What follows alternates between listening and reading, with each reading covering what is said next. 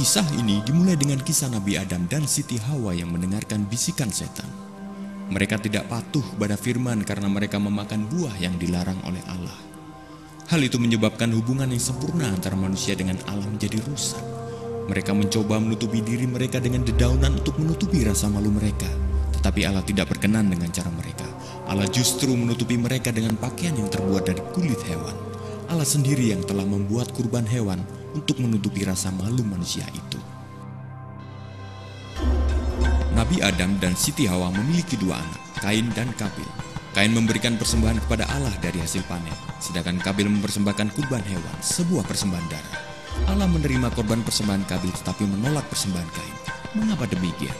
Karena dosa menuntut kematian, yaitu memisahkan kita dari Allah dan harus dibayar dengan nyawa. Dalam iri hati, Kain membunuh Kabil dan membawa sebagian besar keturunannya ke jalan kegelapan. Ratusan tahun kemudian, segala hal menjadi sangat buruk hingga Allah mengatakan bahwa tidak seorang pun di bumi layak untuk hidup, kecuali Nabi Nuh dan keluarganya. Allah memanggil Nabi Nuh untuk membangun sebuah perahu yang sangat besar dan sambil mengerjakan ia menyampaikan pesan ini. Penghakiman atas dosa akan tiba dan hanya ada satu cara untuk melepaskan diri dan menerima pengampunan Allah, yaitu masuk ke dalam bahtera. Mereka tertawa dan memperolok Nuh hingga akhirnya turun hujan dan muncullah air dari dalam tanah. Di saat orang-orang tidak siap, tidak sadar, tertawa dan tidur. Banjir itu membunuh setiap orang dan hewan dan dunia musnah karena dosa mereka. Hanya Nabi Nuh, keluarganya dan hewan-hewan yang dibawa Allah ke dalam bahtera saja yang diselamatkan. Kemudian datanglah Nabi Ibrahim, bapa orang beriman. Allah menyuruhnya untuk membawa anaknya ke sebuah gunung untuk dikorbankan. Sebenarnya Nabi Ibrahim merasa berat dengan perintah Allah ini, tetapi dia mematuhi perintah Allah. Dia membuktikan imannya. Tapi di saat Nabi Ibrahim hendak mengorbankan anaknya, Allah menghentikannya dan Allah menyediakan seekor hewan untuk menggantikan anaknya. Hewan itu menggantikan anak Nabi Ibrahim, darah ganti darah, hidup ganti hidup. 400 tahun berlalu dan Allah mengutus Nabi Musa untuk memimpin bangsa Israel keluar dari Mesir. Fir'aun Raja Mesir tidak menyukai hal ini sehingga Allah menghukumnya dengan 10 malapetaka.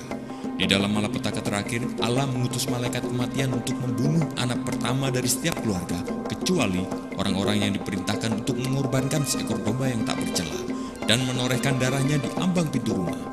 Jika malaikat itu melihat darah itu, dia akan mengetahui bahwa anak-anak di dalamnya telah ditebus dengan pengorbanan sebagai tanda kematian. Baik orang Yahudi maupun orang Mesir, budak maupun orang bebas.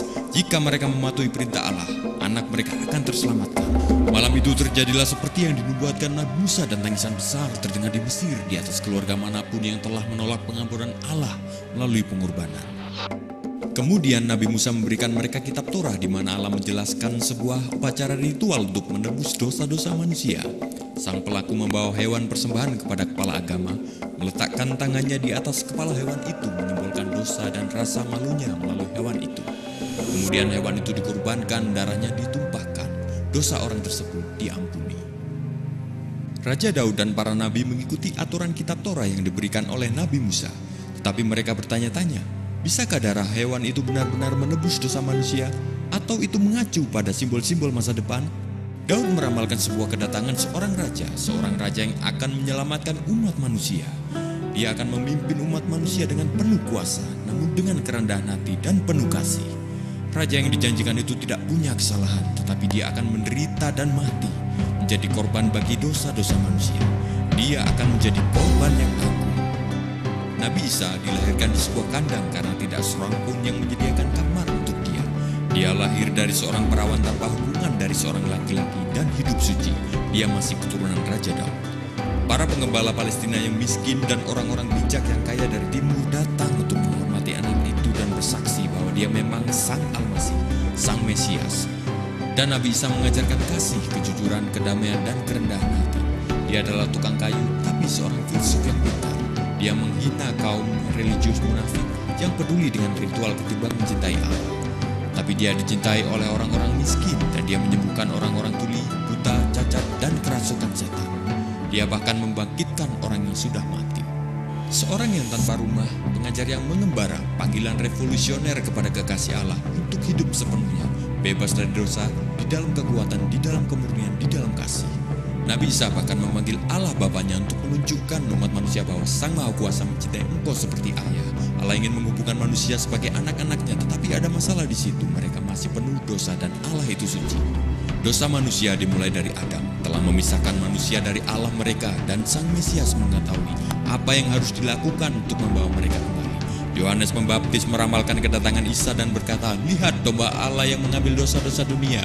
Isa adalah Sang Mesias yang terpilih untuk menjadi korban persembahan terbesar, belum pernah berdosa. Dia suci, murni, tanpa celah dan layak menebus dosa. Yang tidak bersalah menggantikan yang bersalah, yang suci menggantikan orang berdosa. Dia melakukan ini untuk Bapaknya, untuk menebus dosa umat manusia, untuk membebaskan mereka dari perbudakan mereka akan dosa, dan untuk mengembalikan kepada mereka apa yang telah hilang dari Adam, hubungan yang sempurna dengan Allah. Nabi Isa mati di kayu salib bukan karena orang-orang Yahudi maupun orang-orang Romawi, tapi oleh tangan Allah Bapaknya. Allah mengorbankan Isa untuk menggenapi apa yang tertulis oleh para nabi, untuk menjadi domba Allah yang mengambil dosa dunia, Anda dan saya. Tapi Dia tidak berhenti di sana.